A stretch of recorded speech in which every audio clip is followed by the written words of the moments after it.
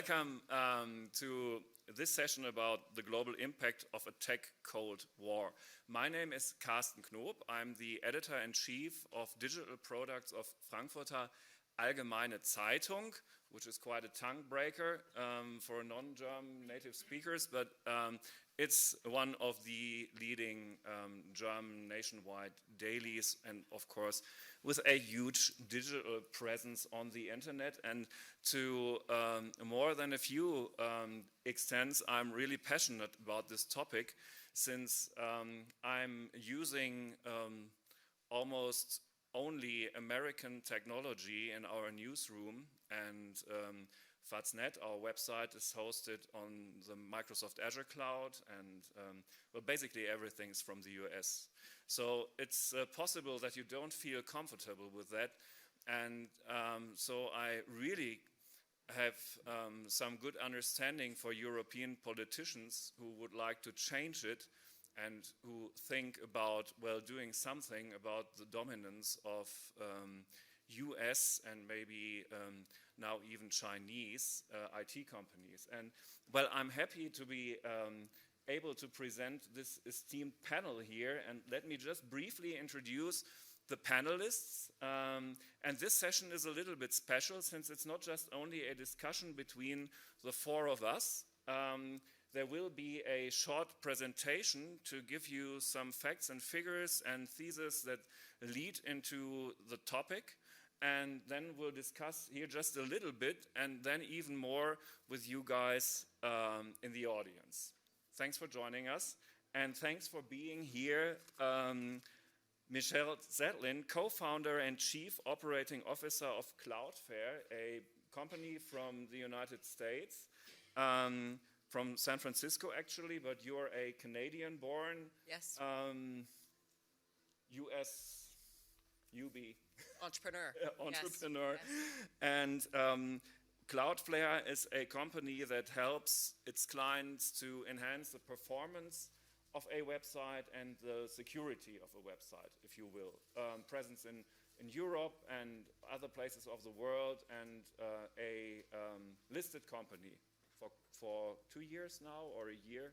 Actually, so we're about 10 years old, and we just went public in September, so right, 4 months last ago. year. So it was a starting a company to going public is kind of what every country wants to see for their local tech entrepreneurs. So thanks for being here, Michelle. Thanks Then Samir Saran, President, Observer Research Foundation. That's an independent think tank from India. Hi, Samir, and thanks for stepping in on a really short notice, since until yesterday evening, late in the evening, we expected a minister from Rwanda being here. So Indian engineers generally step in at short notice. Yeah. Thanks for that. And last but not least, John Shipman, Director General and Chief Executive of the International Institute for Strategic Studies. He's from the UK, but you're still welcome here. So, sorry. So, you're basically an expert on this topic, and it's a good choice that you will give a short presentation into it. So, John, please go ahead. Thank you very much. Well, the IISS is international, so everybody is welcome at the IISS. Technology is largely multinational. It creates strengths and it generates vulnerabilities. It is an area of competition, and it requires cooperation. Isolation is rarely feasible, and integration will often carry risks. So managing the bonds that technology and the attendant supply chains create is an obvious necessity. And this maxim carries particularly relevance to the development of the internet and the competitive environment of the cyber domain, which is what I was originally asked to speak about. The internet has been built and governed uniquely, with a fine balance being struck between the interests of the sort of innovative tech coders, companies, and governments.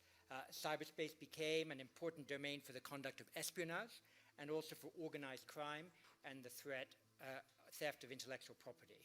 And an important origin of the present US-China trade and political tension is the increased and proven efforts of China to turbocharge its own industrial and economic development through commercial espionage. Though in 2015 a US-China agreement was arrived at on this issue, it really hasn't been very effective. Since at least 1999, the US and other states also realized that they could use their new cyber capabilities to do more than spy. They could interfere with the code and data of others rather than just grab it, and could covertly insert their own. And we saw the birth of cyber operations, including not just the insertion of malicious code or hacking. These operations were designed to achieve effect, to influence, disrupt, destroy, and states like Iran and North Korea also realized that these capacities give them reach and effect far beyond their borders, including to strike at the heart of the digitally dependent United States. And the list of state-on-state operations is very large. They include operations by the US and Iran against each other, Israel and Iran against each other, the Russians against Estonia, Georgia, Ukraine, Russia against at least the US democratic process, and the subsequent US retaliation against the St. Petersburg group that had been deemed to be partly responsible. Iran has done cyber operations against Saudi Arabia, and North Korea against Sony Pictures, global banking system, etc. Problem is that the states who operate these cyber offensive operations can lose control of those operations to the detriment of third parties, as was the case with the Maersk shipping line, and in the UK with our National Health Service. Cyber operations have also been increasingly aimed now at critical national infrastructures, financial institutions, oil and gas companies, power grids, plants, transport sectors, core communication infrastructures. But the media reports only tell some of the story, because now the operations to reconnoiter and gain a presence on relevant networks are occurring every second and are now a permanent feature of cyberspace. So the risk of miscalculation is high, critical national infrastructure networks are complicated, an opponent needs first to insert their code, later to activate it, remaining in contact with the code to ensure that it can still function. But that kind of pre-positioning of a cyber munition could be misinterpreted as an attack by the defender, cause a retaliation, or the code could malfunction, create an accident, escalation could follow.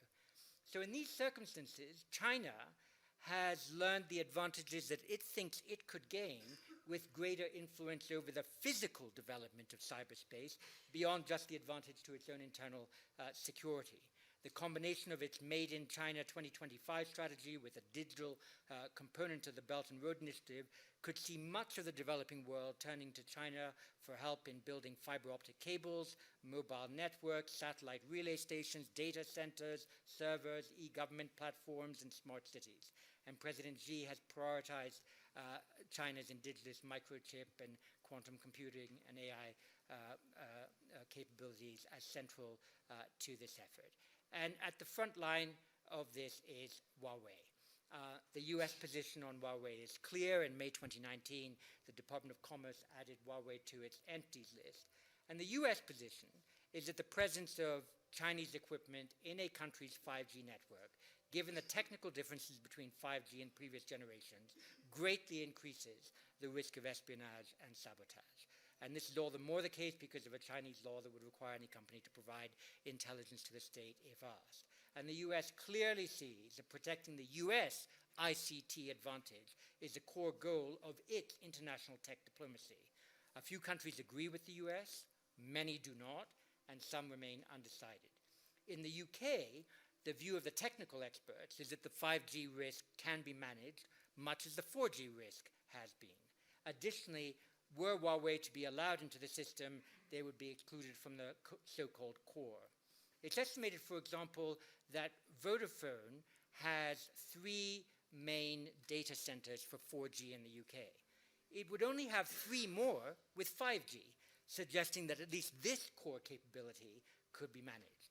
As for the delicate intelligence links that the UK enjoys as a member of the Five Eyes, some people think that these might be politically put at risk, but the fact remains that intelligence sharing does not happen over public networks. It's heavily encrypted, and it doesn't exactly happen over WhatsApp or over Signal. So the idea that the UK having other suppliers into its 5G network would remotely touch the technical manner with which the US and the UK exchange intelligence is just not correct. But the wider point is that the US and China are grappling for who will dominate the future of cyberspace. And ICT development covers microchips, computer assembly, internet essential services. US and European and other states have 42 of the top 50 companies, with China having 8 of the top 50 companies. But Chinese companies are now rapidly expanding their market share in East and Southeast Asia, Latin America, and Sub-Saharan Africa as part of the Digital Silk Road program. And the data that China will gain from those investments and cooperation will help to fuel China's digital ambitions. Remember one basic fact. At present, the enormous amount of data that China gets from its own 1.4 billion population is actually fairly homogeneous. The more diverse data it collects from other geographies is what will empower it as a data superpower. Now, for its part, China has contested the way the internet is governed, wants to push for greater state control. It seeks support from parts of the developing world to establish norms and UN protocols in that spirit. The US is interested in protecting its global ICT advantage. Russia appears to be trying to develop some form of national intranet. And so with these three powers having different visions, the fear has grown that a global internet will break down into 3 or more separate ecosystems. The ecosystem issue is important. What do we want the future to be? The choice may be between the continuation of this multi-stakeholder free model that we have today, or one with greater state control or some compromised position. The continuation of a single internet would see all countries, including China, having a vested interest in the global economy that it supports. A bifurcation of the internet, sometimes called the splinter net, could see 2 competing models. We would have separate supply chains and ICT built to different standards, each looking to win business from each other, but with the Chinese model potentially being much more attractive to the developing world that prioritizes internal security. Clearly, the banning of Chinese tech in the US and allied networks heightens the risk of a splinter net. It's already happening in the military domain, where you saw last week the US asked the Taiwanese company TSMC, that also supplies Huawei, to produce its military chips in the US, because those are the military chips that go into the F-35 fighter jet. By the way, the F-35 fighter jet is basically also the J-20 in China, because China was able to steal from Lockheed Martin in a cyber operation all the designs of the F-35, so there's also an F-35 produced in China, but it is called the J-20. A balkanized network, though, would be problematic for consumers and maybe even more dangerous. It could mean that more state-on-state cyber operations are conducted. There are lots of national security risks that could also arise from a lack of diversity in the high-tech marketplace. And a number of countries are trying to adapt. We think of Japan, that has introduced tax breaks to national firms investing in 5G as an example, in an effort to create a form of national champion. And finally, the need to develop international norms for cyberspace will, I think, only intensify. So that means we need to look to standards a little bit more. Countries and companies will need universal standards for ICT products to ensure the reliability of the tech they employ and the welfare of their citizens using it, as well as to ensure the ability to sell into foreign markets. That is why Huawei, Qualcomm, and others have put such efforts into filing 5G patents. But there are few patents from anyone relating to security. Had the international community spent much more time designing international standards to control the cybersecurity risk from espionage or sabotage, I think the current debate around 5G would now be very different, and Huawei's tender price would have been much higher, leveling the playing field with Nokia and Ericsson. US companies in the 1990s were actually quite effective in opening an office in Beijing to lobby on standards in China to make representations to Beijing this day. Microsoft and Cisco were invited 3 years ago into China's new Cybersecurity Council. So US companies have been able to try to insert some of their own standards into the Chinese marketplace. IBM and the Bank of China, as recently as September 2019, agreed to expand their existing relationship to create a new innovation model for the financial industry. And that's an example of how entangled US and Chinese entities actually are in cyberspace, together, of course, supporting tens of trillions of dollars of exchanges per year. So in my judgment, now is the time to begin working together, having failed to do so for 5G, using well-practiced standard-setting arrangements to design the universal standards for the generations of mobile technology that will follow 5G, and to design those also for AI. And the broader goal would be to establish the ICT standards that would ensure the single interoperable internet on which the global economy depends. There will still be security challenges, covert interference. National origins of technology don't necessarily affect this. The US and Israel interfered with Siemens equipment when it covertly launched cyber attacks on Iranian centrifuges. Stakeholders at DAVOS. So I'll conclude with stakeholders, 90 seconds more. The future of the internet isn't just a techie subject to be left to the techie experts. It is germane to future global power, and no nation, company, international institution, or other stakeholder can leave it to others. And it certainly shouldn't be left to the US and China alone. The development of norms and the development of standards should be reinforcing, and that's something which will require international and national interventions on ICT from companies and governments. And there'll be a need to engage with international standards bodies like the UN Group of Government Experts and the ITU, the International Telecommunications Union. Conversations between governments and companies need to be based on rigorous research rather than being narrowly shaped. The national investment model for ICT needs more robustly to be considered. Is, for example, the Japan model to build a national capability one that others might wish to develop? So in conclusion, if anything were a typical Davos multi-stakeholder subject containing competition in a technological Cold War, especially in cyberspace, qualifies. Thank you very much. John, thank you. And just a question for the audience, and it's for all of you, and you can raise your hand. Who heard the term splinternet before? Well, maybe half. No, but not even half, I guess. So this is a fairly new development, and it's the sad thing is it's actually happening.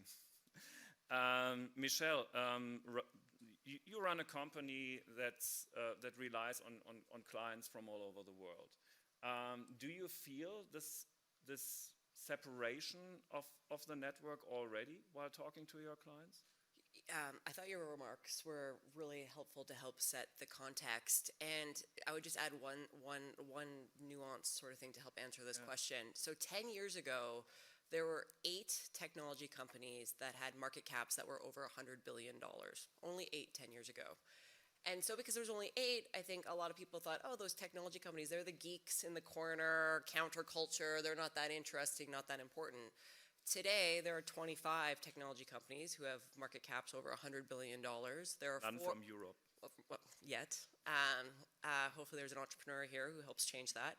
There are 4 of those 25 companies.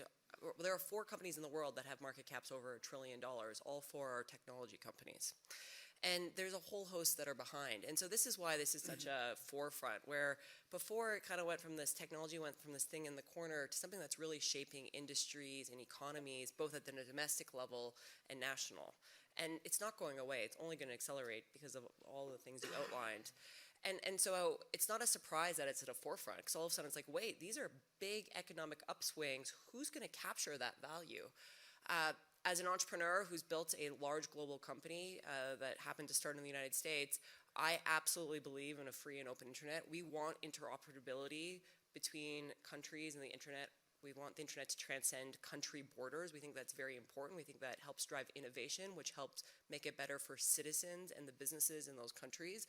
And while there are absolutely challenges that come with all of the upside, no doubt the internet has made our lives better, not worse. Whether it's business productivity, the way we communicate, how you order food or a phone. I mean, there's so many examples where it's been a force for good, but with the good, there have been challenges. In terms of the splinternet idea, I think the one narrative that sometimes gets lost, or people say it, but it gets forgotten, and it's kind of counterintuitive, but I'm going to say it here because it's so important. If countries go to more of the splinternet, where you have the Chinese with their internet model, the US, and then India potentially with their model, and potentially a fourth, the companies that are best served by that are actually the biggest companies, because they have the resources to be able to figure out how to solve that from a technical perspective, or how to work with the policymakers to figure that out. And the people that it harms are actually the entrepreneurs and the new entrants trying to create something in that market. And so I absolutely believe in interoperability, a free and open internet, so I look for policies that do that, while understanding how can each country domestically have strong, robust domestic tech industries as well. And if we go to more of a splinter net, then I actually think it favors the internet giants, the exact thing that countries are trying to get away from. Right. So, but of course, I guess there are a lot of advocates of free trade here in Davos, always have been. But to be realistic, free trade is not a really popular topic. And listening to the president from the United States, you get an even deeper impression on that one. So why should we be optimistic about the free flow of data in the future? Well, I mean, there have been some bad behaviors that have gone on, and from both the technology companies and the governments, and we should have conversations about saying, what do we want this to look like in the future? And I think that the companies that will win in the future are ones that build great technology that deliver real value to their customers, and demonstrate responsible leadership about these tricky situations. Because as technology becomes more and more important, what happens is it comes closer and closer to policy. And the next 10 years is all about policy in technology. And so if you are a policymaker, you need to learn a lot about the technology. And if you're a technologist, you need to learn a lot about the policy side. And right now we kind of have beginners and amateurs in both fields. And so it's the companies and the policymakers who lean in and say, okay, explain to me how the technology works. And then the technologists say to the policymakers, what are you trying to protect against? And trying to have that conversation. If we can do that, we will have much better outcomes over the next 10 years. And again, I think there are lots of places where that's happening, and it needs to happen more. And I think that's what a conference like Davos can help convene, those conversations between the policymakers, the governments, and the technologists to say, hey, how are we going to solve some of the challenges that come up? Because while there have been some bad behaviors in the past, it doesn't mean that it has to continue in the future. And I think the leaders who say, hey, we're going to do something about it, are the ones that will demonstrate, will create the most positive change. Samir, one question for you before we open it to the audience also. There was one thesis, if you will, in John's opening remarks that the Chinese form of the internet, a controlled one, may be the most attractive one for developing countries. Do you think that's right? I mean, the answer is yes. That may be right, but I genuinely believe that it is also the price points, which is beyond just the control. It's also the affordability and the accessibility that strengthens the Chinese proposition. Let me give you a very recent example. We had, as a country a few years ago, I think this was during the time when many of us still used the BlackBerry.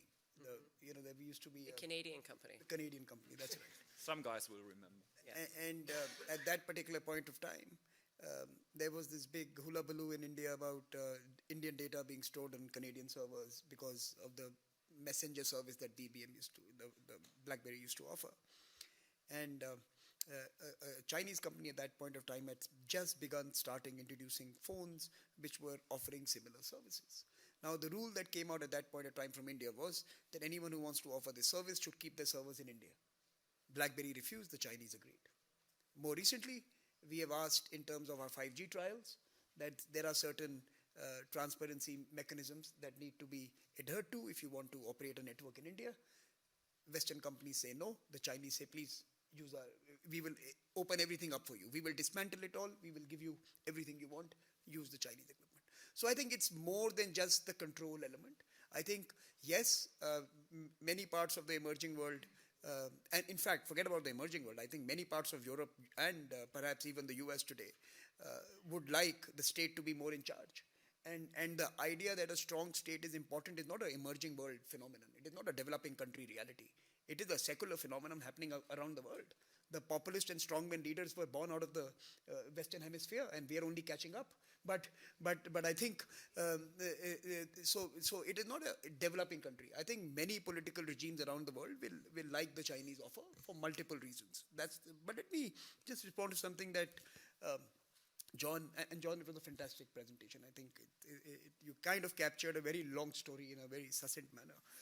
But let me just let me problematize it. I don't think we are looking at the balkanization. I think the internet was always balkanized. There were three reasons why the internet was always divided. For someone living in India, I could never access much of the content because A, I could not afford it. So intellectual property was as chilling as freedom of expression, counter freedom of expression laws in other countries. When you have strong IPR laws and there are people who have committed suicide, you are denied access to information for which the internet was created. That was one reason why there was the differential internet. Those who had money accessed a certain form of internet. Those who did not access certain parts of it. There was the dark web for people who could not afford it. The second, I think the Great Firewall of China was always designed to be the reason for the World Wide Web to be divided.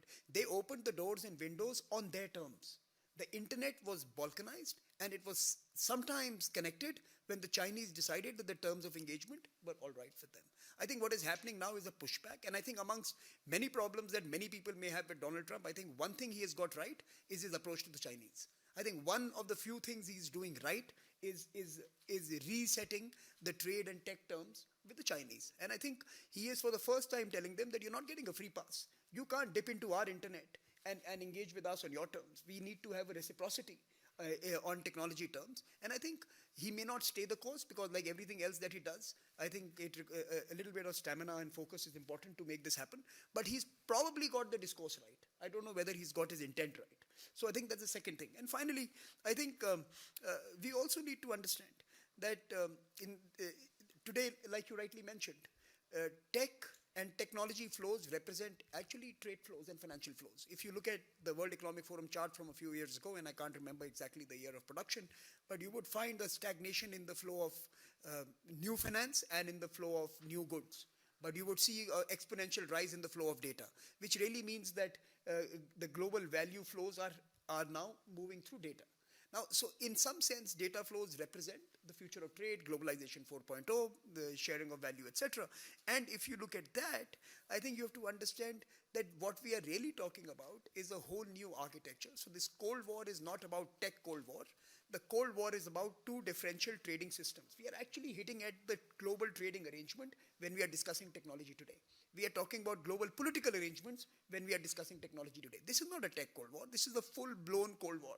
We will have two spheres of influence or three spheres of influence. We will have similarly three differential political regimes that will be operating at the same point of time. We will have three security arrangements which are different, and the number three is arbitrary. Right. You can multiply it. Four, right? It's Yeah. at least four already. Correct. So what I'm really trying to say is that don't limit it to a tech Cold War.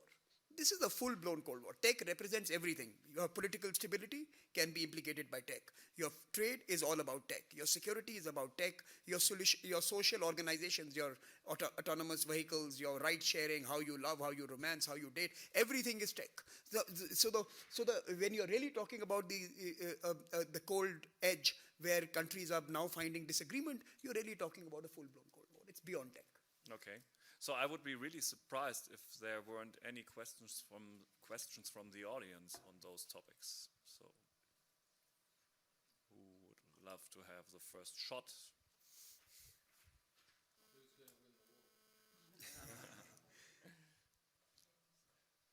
So who's gonna win this war was the question.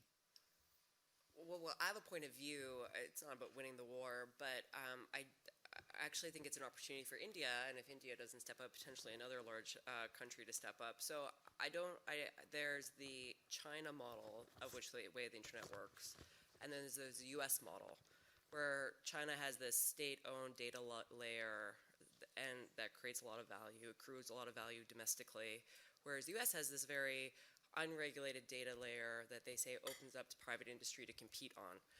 And I don't think I think there are a lot of people in the world that don't want to adopt neither the China model nor the US model. And so the question is, whose model do they adopt? And so one of the things I said to Samir before is, I actually think India has the opportunity to step up and play that role. And then he said, well, I hope that doesn't happen because there's a lot of bad things happening, or there's a lot of things going in the wrong direction right now. But I do think there may be a third model, and that there's an appetite from a lot of countries around the world to say, hey, we don't like the US model, we don't like the China model, we want a third model, and there's an opportunity for someone to present that, and then for actually much of the world to migrate to that. So I actually think there's an opportunity for someone to step up. I thought it was going to be India. Maybe Europe?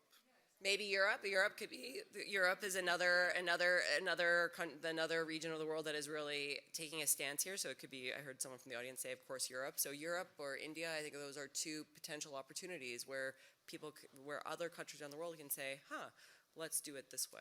Okay. You know, my response to that particular question would be that I don't know who wins or who should be winning, but if we can, let me pull a phrase out of the Russian dictionary and suggest that if we can convert the Cold War into hot peace, we might be better served. And I think that's something that John mentioned in his initial presentation, that if we can agree to a framework of standards, you know, something we did with the telecommunication networks around the world, that, you know, you sanctioned each other, you fought wars with each other, but you could still connect to each other online. You know, you could still dial the number and get through.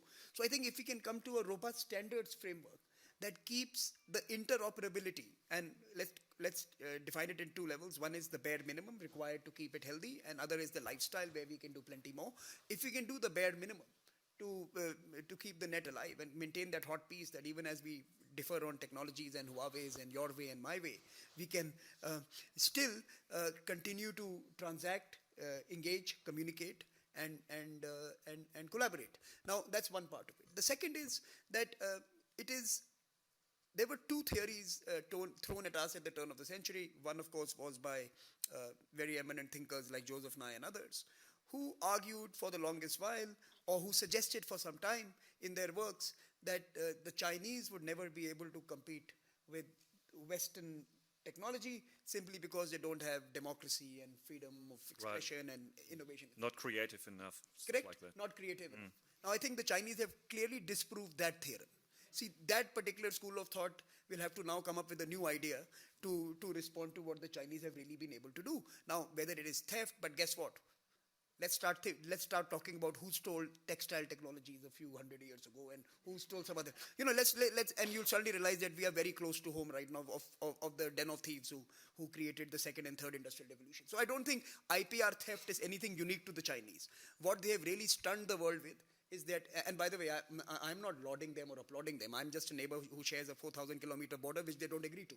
So, but let me just tell you that they have been able to create a potent Chinese alternative, and I'm not so sure that they're going to win in this longer race, but certainly they are a compelling actor you cannot ignore. And if you think you can normalize Chinese businesses into, say, a UK industry model or a European, I think you are being a little naive. It's time for everyone who engages with China to be far more strategic. They are not innocent businessmen anymore. They have proven to the world that they are compelling strategic actors, and technology is the most powerful weapon they have today. So I think we need to drop the naivety and the romance around the rise of China or the rise of any other actor with that kind of capabilities. That's the point. And as the technology, as a company, if you're trying to build a global company, you have to abide by the laws of the rules in which you operate in. And that is really important. And so there have been several U.S. tech companies who tried to say, oh, we're not going to do it the China way, or we're not going to do it this way, we're going to do it our way. And that doesn't work. And so I think that also, it works the other way to what you're saying too, Samir, is if you are a business owner, it is on you to make sure you're following the rule of the law in the countries in which you operate. Right. And it's that is a nuanced point that's very important. Could I just ask you, why wasn't your go-to place Europe? And you thought of India first? Yoga?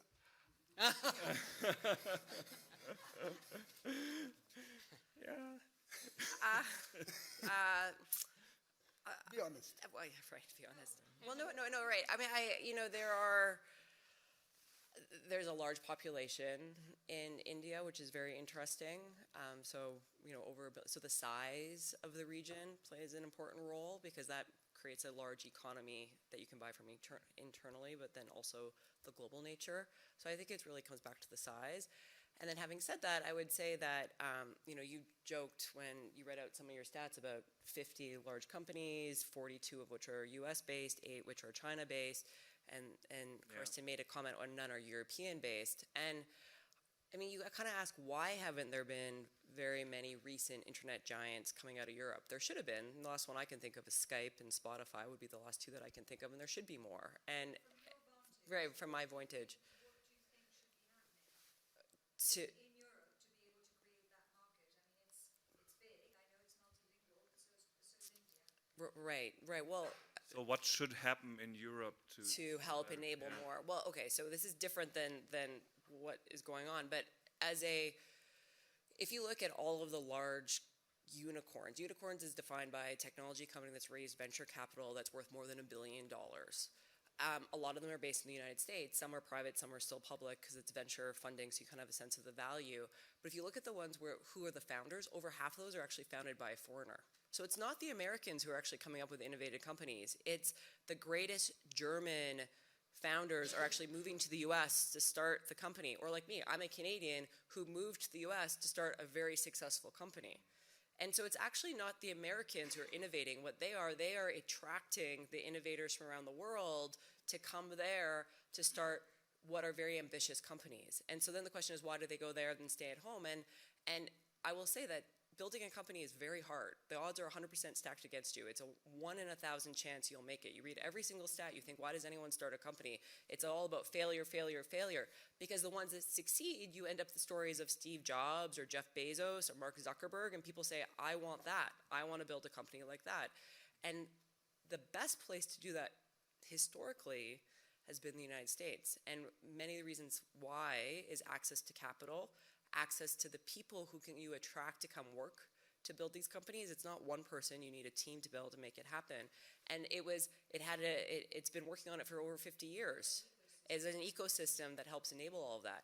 Now, what you've seen is I actually think the answer today is very different than 10 years ago. I'm not so sure the Silicon Valley is still the best place to start a company. And if you read anything about tech, there's a lot of backlash against that. It's not as clear cut. There's a lot more capital around the world. There are a lot of people who have left that part of the world and who are now starting companies in other places. And there are a lot of companies who say, hey, I want what the Silicon Valley has created, and the governments are doing really smart things to attract people to stay in their home countries to do it. So we'll see whether it's still the right place, but historically, that was the best, where if you were an entrepreneur trying to build a very global, large company, very ambitious company, your best chance of success in the past was to move to the Valley. I don't know if that's the case anymore, and I think it may be changing, but that's historically why. Again, it's not the Americans innovating, it's America is the place that all the innovators went to realize their dreams. Before I will be taking 2 more questions, one for John, since you are the other European on this panel. Would you like to add something from a European perspective on that one? Well, all I would say is that a bit of it is about competition policy, and so the difficulty is when you have just Nokia and Ericsson, and if you're trying to create a European champion, can that be done within the competition regulations that the EU likes? So you'll have one commissioner that is in charge of digital issues that will say, great, let's have a single European champion. Then you'll have a competition commissioner that say, no, that's against the rules. So there'll need to be some sort of intermediation between those two. The EU has a great administrative brain, so it should have the capacity to set standards in the digital domain. It would open up some wounds within Europe because there's 16 European countries that like to dip their toe into the Chinese pot quite a bit, and there's a lot of diversity of view in the European Union about just a basic Huawei issue, but it should be something on which I think the new President of the Commission, Ursula von der Leyen, who did have a background in defense and understands these issues, might want to lead a more strategic debate on. Standards are really important because they also make competition a more level playing field. And when people talk about economic warfare, they think about sanctions. You just impose sanctions. But actually a more neutral thing is you impose standards that then some of your competitors who might have unhealthy motivations have difficulty meeting. And I think Western Europeans and North Americans have missed out a bit in thinking about how they can influence standard setting in a way that makes the competition a little bit more honest and fair. So actually we didn't even manage to build a true digital single market so far, when it comes to standards, right? So we have time for, I guess, 2 more quick questions and short answers. Yeah. So please. Huawei showed up in the screen, but was not mentioned. The question is, and to whomever wants to pick it up, but probably to Ms. Zetlin especially, the fact that the Chinese are willing to use their tech companies as geopolitical tools, do you think that might lead the US to view their companies also as geopolitical tools because of the rivalry? Can I just jump in there Yes, first? please, Because please. if- You if jump it- in, if maybe it- first if- and last. If it's geopolitics, I can't Yes, you- restrain myself. yes. I think a couple of points here. The People's Liberation Army only uses Microsoft operating systems. So I will just leave that point there. On Huawei is specific because there is no question that the Chinese state has an ability to compel its own companies to provide intelligence to it in a way that the United States has signally failed to do.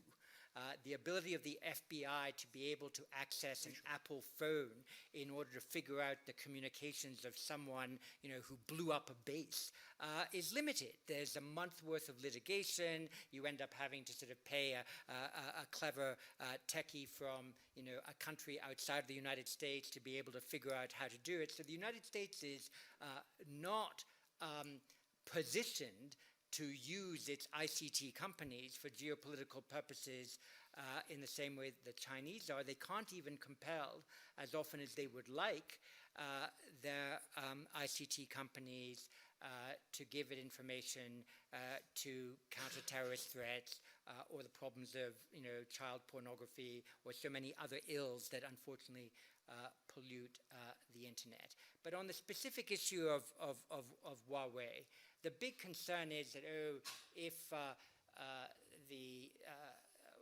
Chinese were through Huawei to build 5G networks, well, then they could easily do denial of service attacks from their own kit. They do denial of service attacks every second of every day. You don't need your own kit to do it. And if you were to use your own kit and that would be identified, that would be the end of the story. That would kill Huawei globally forever. And so I think that in the UK and in European countries, there's a very sophisticated understanding of the Chinese threat in cyberspace. Certainly in the UK, GCHQ has a comparative advantage because we've compelled Huawei to show us their source code. They actually pay for a place in Banbury in Oxfordshire that has 500 techies in it that looks at Huawei code. It's quite efficient, but it's very buggy.